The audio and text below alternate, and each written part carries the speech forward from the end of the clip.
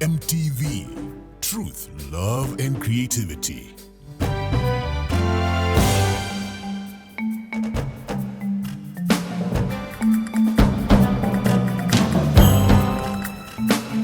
There are lots of myths about musicians and a lot of nonsense that is spread about celebrity.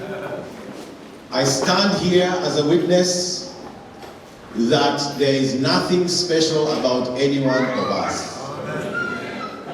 You hear of prophets like Elijah doing exploits for the Lord, but the Bible says Elijah was a man just like us, with like passions, and he prayed that there would be rain.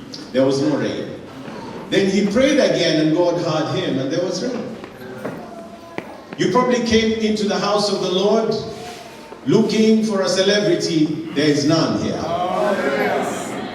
You came to the house of the Lord maybe expecting something or someone. There's nothing and no one except Christ. I stand here not because I am qualified to speak to you. If I told you my history, I'll probably say a bit more in the next service. My testimony, where the Lord has brought me. But if I was to be candid with you and told you that the person who is singing these songs at one time never wanted to sing anything about God. As a matter of fact, when I was about 15, I wrote a song against God. Those of you that were here Friday night, I sang it a bit. I might be tempted to sing it in the next service. But the point I'm making is, if Jesus didn't save me, I would be singing destructive stuff for your children and for you. And so I take the grace of God as something major, something special. Please don't think that this person standing before you cannot write a book against God. Don't think that I cannot mislead. Don't think that I cannot sing the wrong songs. I'm so glad that Jesus saved me. I'm so glad that he changed my songs. I'm so glad for what he has done in my life. I have done many things in life. At one time, they say when men come to about 40, they hit a midlife crisis. I think I did. And in the madness of my midlife crisis, I tried to do everything, including running for office to become governor of Vihiga County. I came fourth out of 7. I lost honorably. Many people go into politics only ready to win. Nobody prepares them for loss. When there is only one person who wins, everybody else loses. It's like gambling. If you have been gambling lately, I need to tell you something, a secret about gambling that you may not know. You lose all the time, hoping that one day you will win. And that is how they make money. If you didn't know. So I will fast forward and tell you the passions of my life until I die are only 2. 1 is to love God and love my neighbor as myself. And 2, to talk about God and him alone. To love him and talk about him. The way I love him is through music. I express it, it's a heart thing. The way I talk about him is through my apologetics ministry. I defend Jesus Christ not because I am sorry or not. I am not sorry to be a Christian. I have investigated, I have checked him out, and I have tried him, tasted, and found he is not just good, but he's the only good. I have read what I could read in life, and I'm still reading, but no one can convince me that Jesus is not the only way to go. So today I'll just briefly talk to you about my number one passion, and that is loving God with all my heart. And I want to persuade you to do exactly the same. And so we've been looking at being positioned for impact. I want to be positioned to impact the world through music and through worship in particular.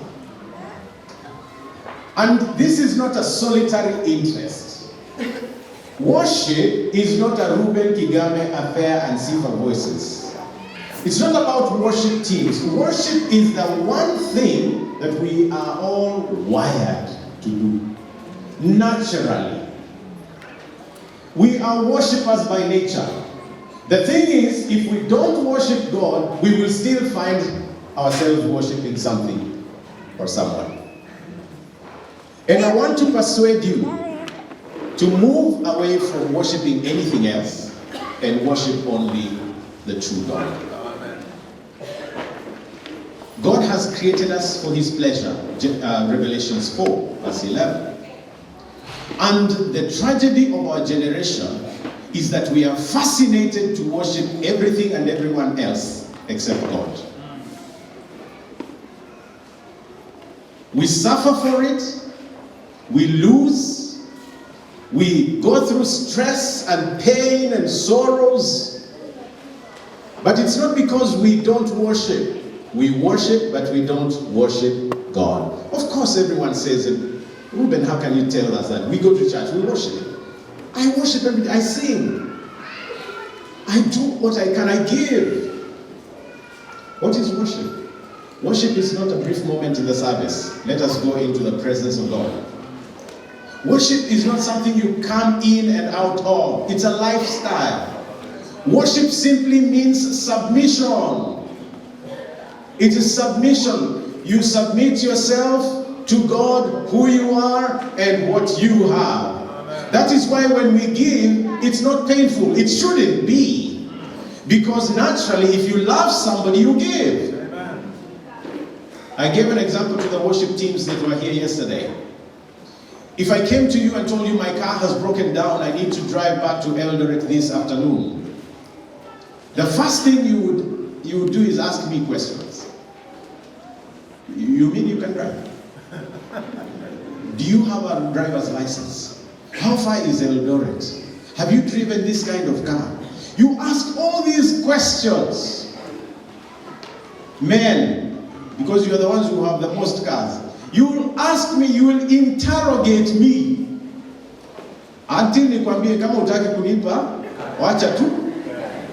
Then your girlfriend or wife comes. May I please drive to Tuskys? May I please drive to Mombasa? May I use your car? Of course, baby. You can go anytime. You don't interrogate her the way you interrogated me. The difference is you have a relationship with her and not me. The difference is you don't doubt her, you doubt me. The difference is there is something you have submitted to a relationship. Transfer that to God, and you come and realize that if we truly are in love with God, if He is our number one passion, then worship will come naturally. Nobody plans for you, nobody forces you to have dates with people you love. Nobody forces you to stay up late until 3 a.m. talking. It comes naturally. Am I talking to somebody here? Yes. It comes so naturally. Nobody plans time for you. You spend time until you wonder where time went. But we say that we love God more than girlfriends and wives and husbands and boyfriends and cars, and we love God more than anything in this world. Yet how come that the products is not so much worship and spending time with God? How come giving becomes an issue if He's our number one love? Compare the way you give to charity and to other things and how you give to God. Why is there a split? I love to live in reality. You know, a reality check is the only thing that can help you in life. Where you look at yourself, you examine yourself.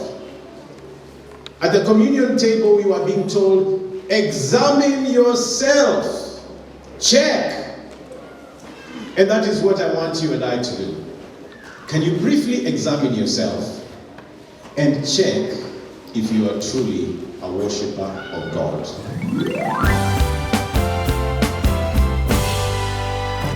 KMTV, Truth, Love, and Creativity.